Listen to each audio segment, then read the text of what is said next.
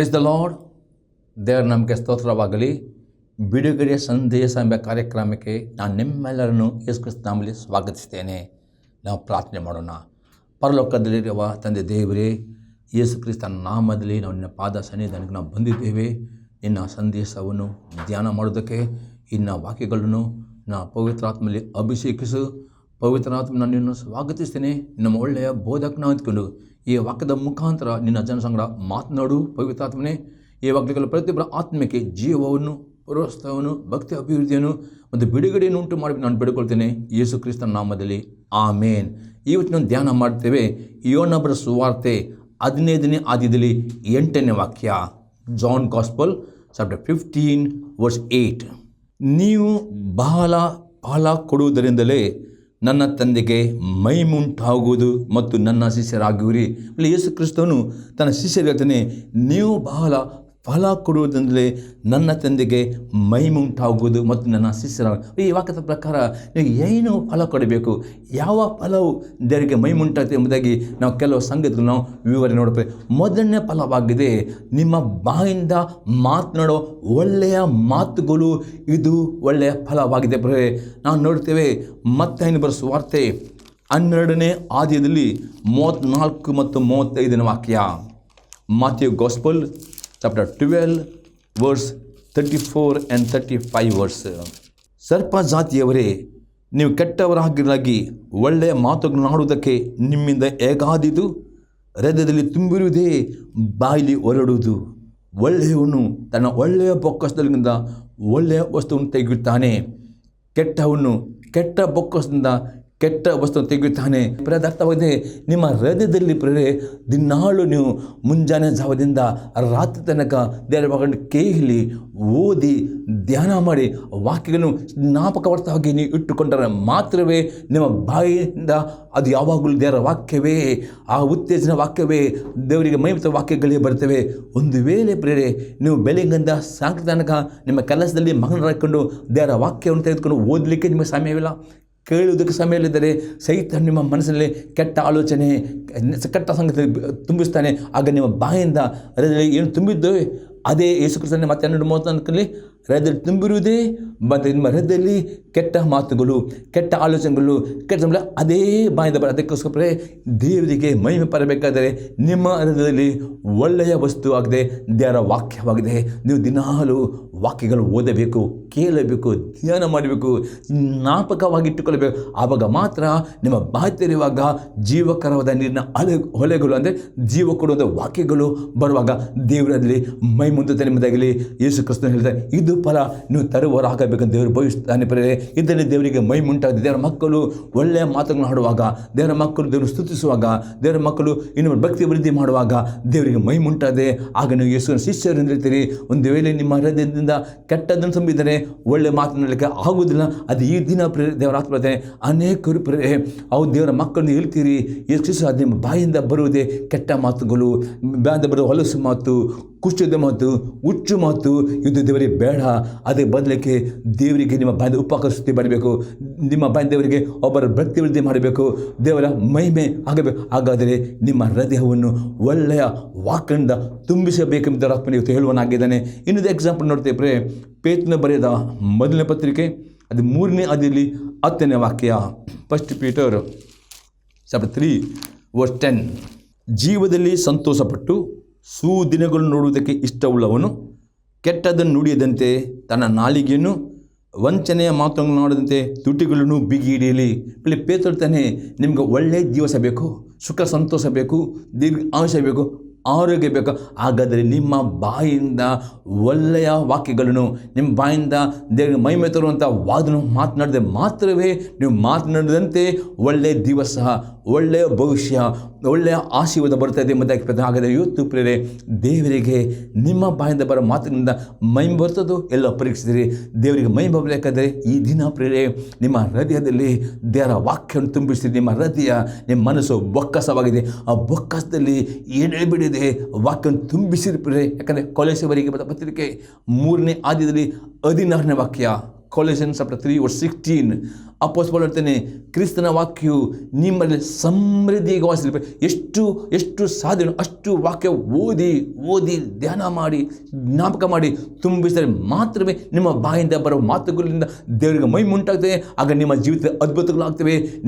ನಿಮ್ಮ ಒಳ್ಳೆಯ ದಿವಸ, ದೀರ್ಘಾಯುಷ್ಯ, ಒಳ್ಳೆಯ ಆರೋಗ್ಯ ಎಲ್ಲವನ್ನು ಹೊಂದಿಕೊಳ್ಳುತ್ತೀರಿ ಎಂಬುದಾಗಿ ಪೇತ್ರನು ಹೇಳ್ತಾನೆ.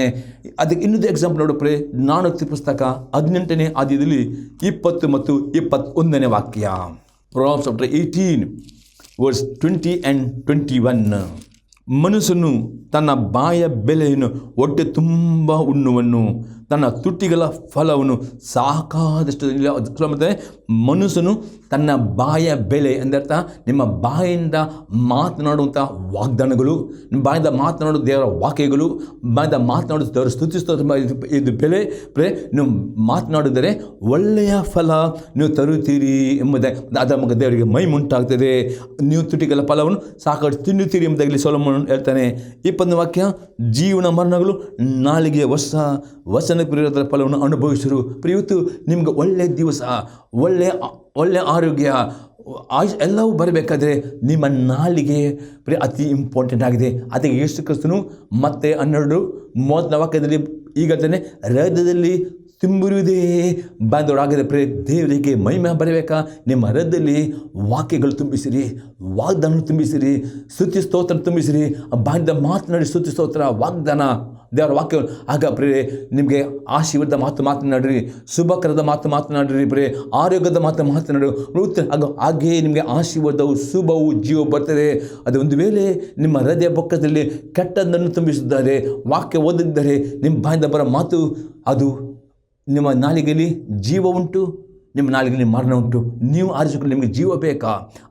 ಹಾಗಾದರೆ ದೇವರಿಗೆ ಮಹಿಮೆ ತರುವುದು ಜೀವಕರದ ಮಾತನಾಡಿದರೆ ಮಾತ್ರವೇ ದೇವರಿಗೆ ಮಹಿಮೆ ಬರ್ತದೆ. ಅದಕ್ಕೋಸ್ಕರ ಈ ಫಲವನ್ನು ತರಬೇಕಾದರೆ ನಿಮ್ಮ ಹೃದಯ ಎಂಬ ಬೊಕ್ಕಸದಲ್ಲಿ ದೇವರ ವಾಕ್ಯಗಳನ್ನು ತುಂಬಿಸುವವರಾಗಬೇಕು ದೇವರ ಆತ್ಮದಿಂದ. ಆಗ ಮಾತ್ರ ನಿಮ್ಮ ಬಾಯಿಂದ ಬರೋ ಮಾತುಗಳಲ್ಲಿ ದೇವರಿಗೆ ಮಹಿಮೆ ಉಂಟಾಗುತ್ತೆ. ಮತ್ತು ಯೇಸು ಶಿಷ್ಯರು ಎಂಬುದಾಗಿ ನೀವು ತೋರಲ್ಪಡುತ್ತೆ ಎಂಬುದಾಗಲಿ ಯೇಸು ಕ್ರಿಸ್ತನಲ್ಲಿ ಹೇಳುತ್ತಾನೆ. ಇನ್ನೊಂದು ಫಲ ನೋಡಪ್ರೆ, ಪವಿತ್ರಾತ್ಮನ 9 ಫಲಗಳು. ಗಲಾತ್ಯ ದೇವರಿಗೆ ಪತ್ರಿಕೆ 5ನೇ ಅಧ್ಯಾಯದಲ್ಲಿ 16ರಿಂದ 18 ವಾಕ್ಯ ಮತ್ತು 22ರಿಂದ 24 ವಾಕ್ಯ. ಗಲಾತ್ಯನ್ ಚಾಪ್ಟರ್ 5 verse 16 to 18 and 22ಇಂದ 24 ತನಕ.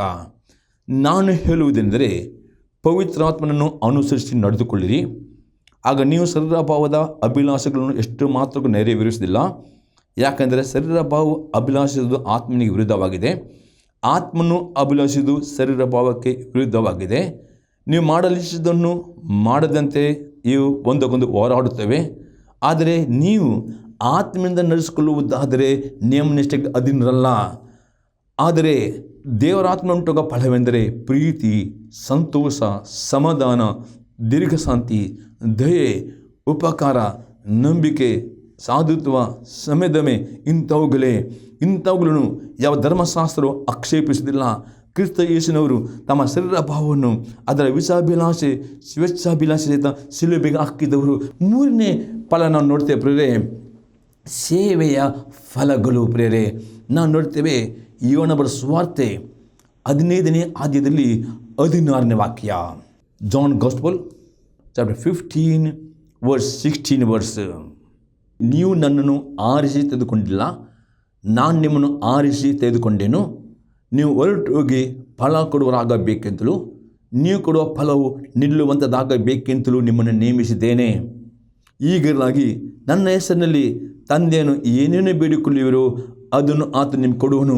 ಇಲ್ಲಿ ಯೇಸು ಕ್ರಿಸ್ತನೇ, ಯಾರು ಯೇಸು ನಂಬಿಕೆ ಇಟ್ಟಿದ್ದೀರಿ, ನೀರಿನಲ್ಲಿ ಮುಳುಗಿಸಿಕೊಂಡಿದ್ದೀರಿ, ದೇವರು ಹೇಳ್ತಾನೆ, ಯೇಸು ಕ್ರಿಸ್ತನೇ, ದೇವರು ನಮ್ಮ ತಾಯಿ ಗರ್ಭದಿಂದಲೇ ನಿಮ್ಮನ್ನು ಸುವರ್ತಿಕನಾಗಿ ಆತ್ಮಗಳನ್ನು ಗೆಲ್ಲುವನಾಗಿ ಈ ಸೇವೆಗೆ ಪ್ರತಿಯೊಬ್ಬರ ಕರೆ ದೇವರ ವಾಕ್ಯತ್ತದೆ.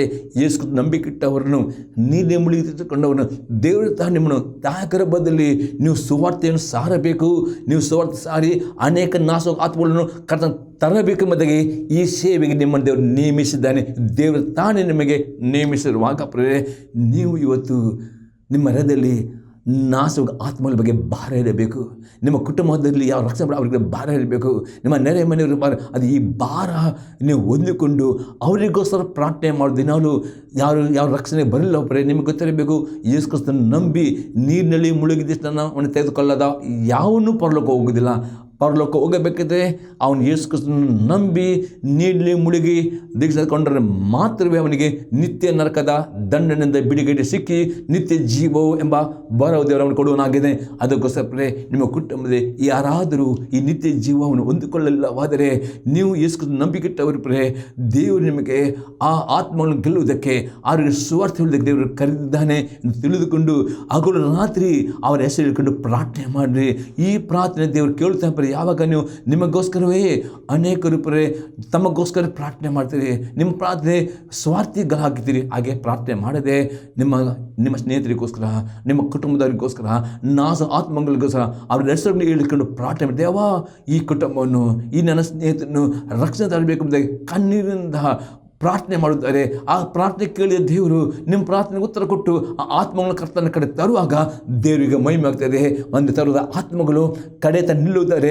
ದೇವರ ಮೈ ಈ ಫಲವಂತರಿಗೆ ದೇವರು ಕರೆ. ಇವತ್ತು ದೇವರು ನಿಮ್ಗೆ ಕೇಳ್ತಾನೆ, ಈ ಕೆಲಸವನ್ನು ಯಾರು ಮಾಡುತ್ತೀರಿ? ಇವತ್ತು ದೇವರು ಪ್ರತಿಯೊಬ್ಬರಿಗೆ ಈ ಸುವಾರ್ತೆ ಸಾರಬೇಕು, ಆತ್ಮ ಗೆಲ್ಲಬೇಕೆಂಬ ಈ ಸೇವೆ ನಿಮಗೆ ಕರೆದಿದ್ದಾನೆ. ಈ ಸೇವೆಯನ್ನು ನಂಬಿಕಸ್ಥ ಮಾಡಬೇಕಾದರೆ ನೀವು ದಿನಾಲೂ ಪ್ರಾರ್ಥನೆ ಮಾಡಬೇಕು. ನಿಮ್ಮ ಕುಟುಂಬದ ರಕ್ಷಣೆಗೋಸ್ಕರ ಪ್ರಾರ್ಥನೆ ಮಾಡಿ, ನಿಮ್ಮ ಸ್ನೇಹಿತರಿಗೋಸ್ಕರ ಪ್ರಾರ್ಥನೆ ಮಾಡಿ, ನಾಶವಾಗ ಆತ್ಮಗಳು ಪ್ರಾರ್ಥನೆ ಮಾಡಿ, ಒಂದು ಊರಿಗೋಸ್ಕರ ಪ್ರಾರ್ಥನೆ ಮಾಡಿ. ಆ ಪ್ರಾರ್ಥನೆ ಕೇಳುತ್ತಾನೆ. ದೇವರ ಸಿದ್ಧವಾಗಿದೆ, ಯಾರೂ ನಾಶವಾಗಬಾರ್ದು, ಎಲ್ಲರೂ ರಕ್ಷಣೆ ಬರಬೇಕು ಚಿತ್ತ. ನಿಮ್ಮ ಪ್ರಾರ್ಥನೆ ಕೇಳಿ ದೇವರು ಆತ್ಮಗಳನ್ನು ಅಕ್ಕನ ರಕ್ಷಣೆ ತರುವಾಗ ದೇವರಿಗೆ ತುಂಬ ಮೈ ಮುಂಟಾಗ್ತದೆ. ಮತ್ತು ನೀವು ಆತನ ಶಿಷ್ಟರಾಗ್ತೀರಿ. ನೀವು ತಂದ ಆತ್ಮಗಳು ದಳ ನಿಲ್ಲುವಂತೆ ನೀವು ಪ್ರಾರ್ಥನೆ ಮಾಡಬೇಕು. ಇದು ಸೇವೆ ಫಲ ನೀವು ತರುವಾಗ ದೇವರಿಗೆ ಮಹಿಮೆ ಆಗ್ತದೆ ಎಂಬುದಾಗಿ ನಾವು ಇಲ್ಲಿ ನೋಡ್ತೇವೆ.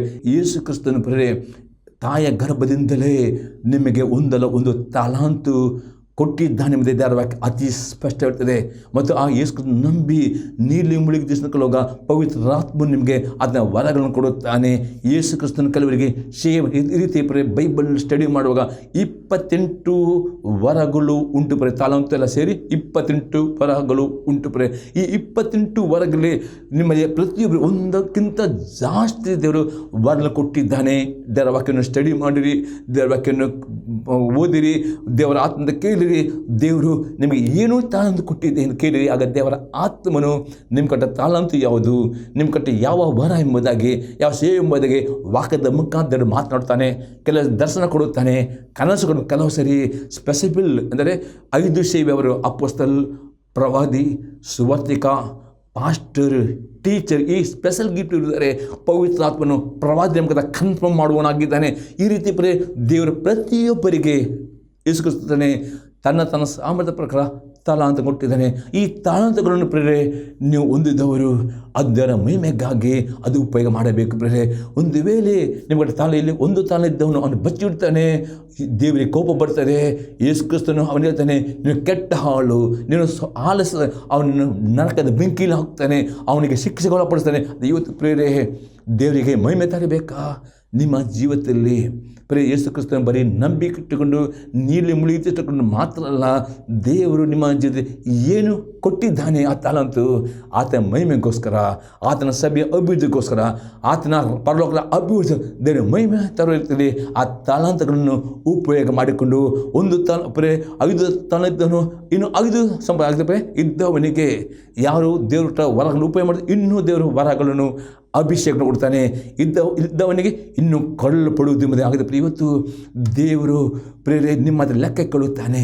ಅಲ್ಲಿ ಲೆಕ್ಕ ಕೇಳುವಾಗ ನೀವು ಹೇಳಬೇಕು, ಹೌದು ದೇವ, ನೀನು ಕಟ್ಟ 5 ತಾಳನ್ನು ಉಪಯೋಗ ಮಾಡಿದ್ದಾನೆ, ನೀನು ಕಟ್ಟ 2 ದಪ್ಪ. ಈ ರೀತಿ ಅಲ್ಲಿ ದೇವರು ಏನು ಹೇಳ್ತಾನೆ, ಯೇಸು ನಂಬಿಕೆ ಒಳ್ಳೆ ಆಳು ನನ್ನ ಧನ್ಯ ಸ್ವಭಾವ. ಹಾಗಾದರೆ ಇವತ್ತು ದೇವರಿಗೆ ಮಹಿಮೆ ಬರಬೇಕಾ? ನಿಮ್ಮ ಜೀವಿತದಲ್ಲಿ ಯಾವುದು ತಾಳಂತೂ ಬಚ್ಚಿಡಬೇಡಿರಿ, ದೇವರ ಬೇಡಿಕೊಳ್ಳಿರಿ. ದೇವರು ನಿಮ್ಮ ತಾಲಂತ ನಿಮಗೆ ಕನ್ಫರ್ಮ್ ಮಾಡಿಯೇ ಮಾಡುತ್ತಾನೆ. ಪ್ರೇ ಕನ್ಫರ್ಮ್ ಆದ ನಂತರ ಸಿಕ್ಕದ ಸಂದರ್ಭಗಳು ಬರುವಾಗ ಆ ತಾಲಂತನು, ಆ ವರವನ್ನು, ಆ ಸೇವೆಯನ್ನು ಸ್ವಾರ್ಥ ರಹಿತವಾಗಿ, ಸ್ವಾರ್ಥಕ್ಕೋಸ್ಕರ ಅಲ್ಲ ಪ್ರೇ, ಸ್ವಾರ್ಥವನ್ನು ಬಿಟ್ಟುಕೊಂಡು ದೇವರ ಮಹಿಮೆಗಾಗಿ ನಿಮ್ಮ ಸಮಯವನ್ನು ಸ್ಯಾಕ್ರಿಫೈಸ್ ಮಾಡಬೇಕಾಗಿದೆ, ನಿಮ್ಮ ಹಣವನ್ನು ಸ್ಯಾಕ್ರಿಫೈಸ್ ಮಾಡಬೇಕಾಗಿದೆ. ಈ ರೀತಿ ಸ್ಯಾಕ್ರಿಫೈಸ್ ಮಾಡಿಕೊಂಡು ಆ ವರಗಳನ್ನು, ಆ ಸೇವೆ ಮಾಡುವಾಗ ದೇವರಿಗೆ ಮಹಿಮೆ ಉಂಟಾಗ್ತದೆ. ಮತ್ತು ದೇವರ ಶಿಷ್ಯರಾಗುತ್ತೀರಿ, ಯೇಸುವಿನ ಶಿಷ್ಯರಾಗ್ತೀರಿ ಎಂಬುದಾಗಿ ಇದು ಅರ್ಥವಾಗಿದೆ. ಈಗ ಪ್ರೇರೆ 4ನೇ ಫಲ ನೋಡ್ತೇವೆ, ಒಳ್ಳೆಯ ಕ್ರಿಯೆಗಳು. ಪ್ರೇರೆ ನಾವು ನೋಡ್ತೇವೆ ಮತ್ತಾಯನ ಸುವಾರ್ತೆ 5ನೇ ಅಧ್ಯಾಯದಲ್ಲಿ 14-16 ವಾಕ್ಯ. ಮಾಥ್ಯೂ ಗಾಸ್ಪಲ್ 5:14-16 ನೀವು ಲೋಕಕ್ಕೆ ಬೆಳಕಾಗಿದ್ದೀರಿ. ಗುಡ್ಡದ ಮೇಲೆ ಕಟ್ಟಿರುವ ಊರು ಮರೆ ಆಗಿರಲಾರದು ಮತ್ತು ದೀಪವನ್ನು ಹತ್ತಿಸಿ ಕೊಳಗದೊಳಗೆ ಇಡುವುದಿಲ್ಲ, ದೀಪ ಸ್ತಂಭದ ಮೇಲೆ ಇಡುತ್ತಾರಷ್ಟೇ. ಆಗ ಅದು ಮನೆಯಲ್ಲಿರುವಲ್ಲರಿಗೆ ಬೆಳಕು ಕೊಡುವುದು. ಅದರಂತೆ ನಿಮ್ಮ ಬೆಳಕು ಜನರ ಮುಂದೆ ಪ್ರಕಾಶಿಸಲಿ. ಹೀಗಾದರೆ ಅವ್ರು ನಿಮ್ಮ ಒಳ್ಳೆಯ ಕ್ರಿಯೆ ನೋಡಿ ಪರಲೋಕದಲ್ಲಿ ನಿಮ್ಮ ತಂದೆಯನ್ನು ಕೊಂಡಾಡುವಿರಿ. ಅಪಕೃತಿಯ ಅಂತ್ಯೋಕದಲ್ಲಿ ಆ ಶಿಷ್ಯರು ಅನ್ಯ ನೋಡಿಕೊಂಡು ಇವರು ಕ್ರಿಸ್ತನವರು ಅಥವಾ ಇವರು ಕ್ರಿಶ್ಚಿಯನ್ ಎಂಬ ಹೆಸರು ಬಂದು ಕ್ರಿಶ್ಚಿಯನ್ ಎಂದು ಹುಟ್ಟಿಂದ ಬಂದ ಹೆಸರಲ್ಲ ಪ್ರೇರೆ. ಯೇಸು ಹಿಂಬಾಲಿಸಿದವರಲ್ಲಿ ಅನೇಕ ಜಾತಿ ಧರ್ಮದವರು ಇದ್ದವರು. ಅದು ಯೇಸು ಕ್ರಿಸ್ತನು ಯಾವ ಜಾತಿ ಧರ್ಮ ಮಾಡಲಿಲ್ಲ. ಆದರೆ ಆ ಅದ್ಯೋಗದಲ್ಲ ಜನರು ಆ ಯೇಸು ಕ್ರಿಸ್ತನ ಶಿಷ್ಯರು ನೋಡಿ ಅವರ ಒಳ್ಳೆಯ ನೋಡಿ ಅವರು ಹೇಳೋದು, ಇವರ ಒಳ್ಳೆ ನಿಜವಾಗಿ ಯೇಸು ಕ್ರಿಸ್ತನ ಜೀವಿಸ್ತಾರೆ, ಇವರು ನಿಜವಾದ ಕ್ರಿಶ್ಚಿಯನ್ ಆಗಿರ್ತಾರೆ. ಇವತ್ತು ನಿಮ್ಮ ಒಳಗೆ ಯೇಸು ಇದ್ದಾನೆ ಎಂಬುದಾಗಿ ಕಾಣಲ್ಪಡುವುದು ಅನ್ಯ ಜನರು ಒಳ್ಳೆಯ ಕ್ರಿಯೆಗಳು. ಅದು ಈ ಒಳ್ಳೆಯ ಕ್ರಿಯೆಗಳು ಮಾಡುವಾಗ ಅನ್ಯ ಜನರ ಬಾಯಿ ಕಟ್ಟಲ್ಪಡುತ್ತದೆ ಎಂಬುದಾಗಿ ಪೇತ್ರನು ಹೇಳ್ತಾನೆ. ಮತ್ತು ಅವ್ರ ದೇವರಿಗೆ ಮಹಿಮೆ ಆಗಿದೆ. ಇವತ್ತು ನೀವು ಒಳ್ಳೆಯ ಕ್ರಿಯೆ ಮಾಡೋರಾಗಬೇಕು. ಇನ್ನು ಕೆಲ ವಾಕ್ಯ ನೋಡಿದ್ರೆ ಏನು ಒಳ್ಳೆಯ ಕ್ರಿಯೆ ಎಂಬುದಾಗಿ ಎಫೆಸ ದವರಿಗೆ ಪತ್ರಿಕೆ 5ನೇ ಅಧ್ಯಾಯದಲ್ಲಿ 8ನೇ ವಾಕ್ಯ. ಎಫೆಸ 5:8-9-10 ನೀವು ಇಂದಿನ ಕಾಲದಲ್ಲಿ ಕತ್ತಲೆ ಆಗಿದ್ದೀರಿ, ಆದರೆ ಈಗ ನೀವು ಕ್ರಿಸ್ತನಲ್ಲಿದ್ದು ಬೆಳಕಾಗಿದ್ದೀರಿ. ಬೆಳಕನ್ನವರಂತೆ ನಡೆದುಕೊಳ್ಳಿರಿ. ಬೆಳಕನ ಫಲವು ಉಪಕಾರದಲ್ಲಿಯೂ ನೀತಿಯಲ್ಲಿಯೂ ಸತ್ಯದಲ್ಲಿಯೂ ಕಾಣಿಸಿಕೊಳ್ಳುತ್ತದೆ. ಕರ್ತನಿಗೆ ಮೆಚ್ಚಿಕಾದದ್ದು ಏನೆಂಬುದನ್ನು ಪರಿಶೋಧಿಸಿ ತಿಳುಕೊಳ್ಳಿರಿ. ಇಲ್ಲ ಪೌಲನು ಹೇಳ್ತಾನೆ, ಮೊದಲು ನೀವು ಕತ್ತಲೆಯವರಾಗಿದ್ದೀರಿ. ಅದರ್ಥ ಯೇಸು ಅಂಕಾರ ಮಾಡೋ ಮೊದಲು ನೀವು ಪಾಪಿಗಳಾಗಿದ್ದೀರಿ, ಪಾಪದಲ್ಲಿ ನೀವು ಜೀವಿಸ್ತೀರಿ. ಅದು ಯೇಸು ಅಂಕಾರ ಮಾಡುವಾಗ ಬರದೆ ನಿಮ್ಮೊಳಗೆ ಬೆಳಕು ಯೇಸು ಕ್ರಿಸ್ತನ ಒಳಗೆ ಬಂದಿದ್ದಾನೆ. ಆ ಬೆಳಕು ಬಂದ ನಂತರ ನೀವು ಬೆಳಕಿನಂತೆ ಲೋಕದಲ್ಲಿ ನಡೆದುಕೊಳ್ಳಬೇಕು. ಎಂದರೆ ಆ ಬೆಳಕು ಉಂಟೆಂಬುದು ತೋರಿಸುವುದು ಹೇಗೆಂದರೆ ನೀವು ಮಾಡುವ ಉಪಕಾರ, ನಿಮ್ಮ ನೀತಿ, ನಿಮ್ಮ ಸತ್ಯದಲ್ಲಿ ಈ ಫಲಗಳನ್ನು ತೋರಿಸುವ ಮುಖಾಂತರವಾಗಿ ದೇವರಿಗೆ ಮಹಿಮೆ ತರ್ತದೆ. ಹಾಗಾದರೆ ಇವತ್ತು ನಿಮ್ಮ ಜೀವಿತವನ್ನು ನೋಡಿರ್ತಾರೆ, ನೀವು ಮಾಡೋ ಕೆಲಸ, ನೀವು ಮಾಡೋ ಬಿಸ್ನೆಸ್, ನೀವು ಮಾಡೋ ಸೇವೆ ದೇವರಿಗೆ ಮಹಿಮೆ ಬರ್ತದೋ ನೋಡಿ. ಹಾಗೆ ದೇವರಿಗೆ ಮಹಿಮೆ ಬರುವಂಥ ಕೆಲಸ, ಮಹಿಮೆ ಬರುವಂಥ ಬಿಸ್ನೆಸ್, ಮಹಿಮೆ ಸೇವೆ ಮಾಡಬೇಕು. ಅಷ್ಟೇ ನಿಮ್ಮ ಬೆಳಕಿನ ಫಲವು ಇತರಿಗೆ ಉಪಕಾರ ಮಾಡುವುದರಲ್ಲಿ ನೀತಿಯಲ್ಲಿ ಕಾಣಿಸಿಕೊಂಡ್ರೆ ಮಾತ್ರ ದೇವರು ಮಹಿಮೆ ಹೊಂದುತ್ತಾನೆ. ಆಗ ನೀವು ಆತನ ಶಿಷ್ಯರಾಗುತ್ತೀರಿ. ಇನ್ನೊಂದು ವಾಕ್ಯ ನಾವು ನೋಡ್ತೇವೆ, ಯಾಕೋಬನ ಬರೆದ ಪತ್ರಿಕೆ 1ನೇ ಅಧ್ಯಾಯದಲ್ಲಿ 27ನೇ ವಾಕ್ಯ. ಜೇಮ್ಸ್ ಚಾಪ್ಟರ್ 1:27 ಸಂಕಟದಲ್ಲಿ ಬಿದ್ದ ದಿಕ್ಕಿಲ್ಲದವರನ್ನು, ವಿಧವೆಯರನ್ನು ಪರಾಮರಿಸಿ ತನಗೆ ಪ್ರಪಂಚದ ದೋಷವು ಹತ್ತದಂತೆ ನೋಡಿಕೊಂಡಿರುವುದೇ ತಂದೆಯಾದ ದೇವರ ಸನ್ನಿಧಾನದಲ್ಲಿ ಶುದ್ಧವು ನಿರ್ಮಲವೂ ಆಗಿರುವ ಭಕ್ತಿ. ಪ್ರೇಲಿಯ ಅಪೊಸ್ತಲ ಯಾಕೆ ನೀವು ದೇವರಲ್ಲಿ ಭಯಭಕ್ತಿ ಉಳ್ಳವರು. ಅದು ಯೇಸು ತೋರಿಸಿ ಹೇಗೆಂದರೆ ಸಂಕಟದಲ್ಲಿ ಬಿದ್ದವರನ್ನು, ದಿಕ್ಕಿಲ್ಲದವರನ್ನು, ವಿಧವೆಯರನ್ನು ಪರಾಮರಿಸಿ ತನಗೆ ಪ್ರಪಂಚದ ದೋಷವು ಹತ್ತದಂತೆ ನೋಡಿಕೊಂಡಿರುವುದೇ ತಂದೆ ದೇವರ ಸನ್ನಿಧಾನದಲ್ಲಿ ಶುದ್ಧವನ್ನು ಆಗಿರೋ ಭಕ್ತಿ. ಹಾಗಾದರೆ ಇವತ್ತು ನಿಮ್ಮ ಜೀವಿತದಲ್ಲಿ ಪ್ರೇರೆ ಈ ಫಲ ಉಂಟು ಪರೀಕ್ಷಿಸಿದರೆ ಈ ಫಲ ಉಪಕಾರದಲ್ಲಿಯೂ ನೀತಿಯಲ್ಲೂ ಸತ್ಯದಲ್ಲಿಯೂ ಕಂಡು ಬರಬೇಕು. ನೀವು ಸಂಕಟ ಬಿದ್ದವರನ್ನು, ದಿಕ್ಕಲಿದ್ದವರನ್ನು ವಿವಿಧ ಪರಾಮರಿಸುವುದು ದೇವರಿಗೆ ಮಹಿಮೆ ಆಗ್ತದೆ. ಆಗ ಯೇಸು ಈ ರೀತಿಯ ಫಲವನ್ನು ಕೊಡುವರಾಗಬೇಕು. 5ನೇ ಫಲವಾಗಿದೆ, ಆರ್ಥಿಕವಾಗಿ ಐಶ್ವರ್ಯ ಉಳ್ಳವರಾಗಬೇಕು. ನಾವು ನೋಡ್ತೇವೆ 2 ಕೊರಿಂಥದವರ ಪತ್ರಿಕೆಯಲ್ಲಿ 9ನೇ ಅಧ್ಯಾಯದಲ್ಲಿ 6-11 ವಾಕ್ಯ. 2 ಕೊರಿಂಥಿಯನ್ಸ್ 9:6-11 ಆದರೆ ಸ್ವಲ್ಪ ಬಿತ್ತುವವನು, ಬೇರನ್ನು ಸ್ವಲ್ಪ ಕೊಯ್ಯುವನು ಹೆಚ್ಚಾಗಿ ಬಿತ್ತುವನು ಹೆಚ್ಚಾಗಿ ಕೊಯ್ಯುವನು ಎಂದು ತಿಳ್ಕೊಳ್ಳಿರಿ. ಪ್ರತಿಯೊಬ್ಬನು ತನ್ನ ತನ್ನ ಹೃದಯದಲ್ಲಿ ನಿರ್ಣಯಿಸಿಕೊಂಡ ಪ್ರಕಾರ ಕೊಡಲಿ. ದುಃಖದಿಂದಾಗಲಿ ಬಳಸದಿಂದಾಗಲಿ ಯಾರು ಕೊಡಬಾರದು. ಯಾಕೆಂದರೆ ಸಂತೋಷವಾಗಿ ಕೊಡುವನ ಮೇಲೆ ದೇವರಿಗೆ ಪ್ರೀತಿಯುಂಟು. ದೇವರು ಸಕಲ ವಿಧವಾದ ದಾನಗಳನ್ನು ನಿಮಗೆ ಧಾರಾಳವಾಗಿ ಅನುಗ್ರಹಿಸಲಿಕ್ಕೆ ಶಕ್ತನಾದ್ದರಿಂದ ನೀವು ಯಾವಾಗಲೂ ಎಲ್ಲ ವಿಷಯಗಳಲ್ಲಿ ಪರಿಪೂರ್ಣತೆ ಉಳ್ಳವರಾಗಿ ಸಕಲ ಸತ್ಕಾರ್ಯಗಳನ್ನು ಏರಾಳವಾಗಿ ಮಾಡುವವರಾಗಿರಬೇಕು. ಉಪಕಾರಿ ವಿಷಯದಲ್ಲಿ ಅವನು ಬಡವರಿಗೆ ಧಾರಾಳವಾಗಿ ಕೊಟ್ಟನು, ಅವನ ನೀತಿಯ ಫಲವು ಸದಾಕಾಲ ಇರುವುದು ಎಂದು ಶಾಸ್ತ್ರ ಬರೆದಿದೆಯಲ್ಲ. ಬಿತ್ತುವನಿ ಬೀಜವನ್ನು ಉಣ್ಣುವನ ಆವರಣ ಕೊಡುವತನು ನಿಮಗೆ ಬಿತ್ತುವುದಕ್ಕೆ ಬೀಜವನ್ನು ಕೊಟ್ಟು ಹೆಚ್ಚಿಸಿ ನಿಮ್ಮ ಧರ್ಮ ಕಾರ್ಯಗಳಿಂದ ಫಲಗಳನ್ನು ವೃದ್ಧಿಪಡಿಸುವನು. ಈಗ ನೀವು ಎಲ್ಲ ವಿಷಯದಲ್ಲಿ ಐಶ್ವರ್ಯವಂತರಾಗಿದ್ದು ಉದರ ಕೊಡ ಸಕ್ತರಾಗಿರಿ. ಈ 5ನೇ ಫಲವಾಗಿದೆ ಪ್ರಿಯರೇ. ನೀವು ಆರ್ಥಿಕ ಕ್ಷೇತ್ರದಲ್ಲಿ ಪ್ರಿಯರೇ ಐಶ್ವರ್ಯವಂತರಾಗಬೇಕು ಪ್ರಿಯರೇ. ದೇವರ ಭವಿಷ್ಯದ ಯೇಸು ನಂಬಿಕೆ ದೇವರ ಮಕ್ಕಳು ಬಡತನದಲ್ಲಿ ಜೀವಿಸುವುದು, ಕೊರತೆಯಲ್ಲಿ ಇರುವುದು, ಸಾಲದಿರುವುದು ದೇವರಿಗೆ ಮಹಿಮೆ ತರಬೇಕು. ಅನೇಕರು ಪ್ರಿಯರೇ ದೇವರ ಮಕ್ಕಳು ಪ್ರಿಯರೇ, ದೇವರ ಆತ್ಮತೆ ನೀವು ಅನೇಕರು ಬಡತನದಲ್ಲಿ ಇದ್ದೀರಿ, ಕೊರತೆಯಲ್ಲಿ ಇದ್ದೀರಿ, ಸಾಲದ ನೊಗಲಿ ಬಿದ್ದೀರಿ. ದೇವರಿಗೆ ಮಹಿಮೆ ಬರ್ತದೆ. ದೇವರಿಗೆ ಯಾವಾಗ ಮಹಿಮೆ ಬರ್ತದೆ? ನೀವು ಆರ್ಥಿಕ ಐಶ್ವರ್ಯವಂತರಾಗಬೇಕು, ಇನ್ನೊಬ್ಬರಿಗೆ ಕೊಡುವರಾಗಬೇಕು. ಪ್ರಿಯ ನೀವು ಸಾಲಗಾರರಲ್ಲ, ಸಾಲ ಕೊಡುವರ, ಆಗ ಮತ್ತೆ ದೇವರಿಗೆ ಮಹಿಮೆ ಹೋಗುತ್ತೆ. ಅದು ಈ ಫಲ ತರಬೇಕಾದರೆ ದೇವರ ವಾಕ್ಯ ಇರ್ತದೆ, ನೀವು ದೇವರಿಗೆ ಕೊಡುವ ದಶಮವೂ ಸಹ ಕಾಣಿಕೆ ಎಂದಿಗೂ ಕದ್ದಿಟ್ಟುಕೊಳ್ಳದೆ ನಂಬಿಕಸ್ಥರಾಗಿಕೊಂಡು ಸಂತೋಷ ಹೃದಯದಿಂದ ಪ್ರೀತಿಯಿಂದ ದೇವರಿಗೆ ಕೊಡುವುದಾದರೆ ದೇವರು ಆ ಬೀಜವನ್ನು ಅದು ಮೊಳೆ ಕೊಡಿಸಿಕೊಂಡು ಆರ್ಥಿಕ ಸಮೃದ್ಧಿ ನಿಮ್ಗೆ ಕೊಟ್ಟು ಎಲ್ಲ ಬಡತನ, ಎಲ್ಲ ಕೊರತೆ, ಎಲ್ಲ ಸಾಲದ ಬಿಡುಗಡೆ ಆಗ ದೇವರಿಗೆ ಮಹಿಮುಂಟ. ಆಗ ಈ 5 ಥರದ ಫಲಗಳನ್ನು ತರುವಾಗ ದೇವರಿಗೆ ಮಹಿಮುಂಟಾಗ್ತದೆ ಮತ್ತು ಆಶೀರ್ವಾದರಾಗ್ತೀರಿ. ದೇವರ ನಮಗೆ ಸ್ತೋತ್ರವಾಗಲಿ. ಈ ಸಂದೇಶವು ನಿಮಗೆ ನಿಜ ಗೊತ್ತಿನಾಗುವುದಾದರೆ ನಮಗೆ ತಿಳಿಸಿರಿ. ನಿಮಗೆ ಸಹ ಪ್ರಾರ್ಥನೆ ಮಾಡ್ತಾನೆ. ತಂದೆಯವರೇ ನಿನಗೆ ಸ್ತೋತ್ರ ದೇವ, ನಿನ್ನ ಕೊಂಡಾಡ್ತೇನೆ.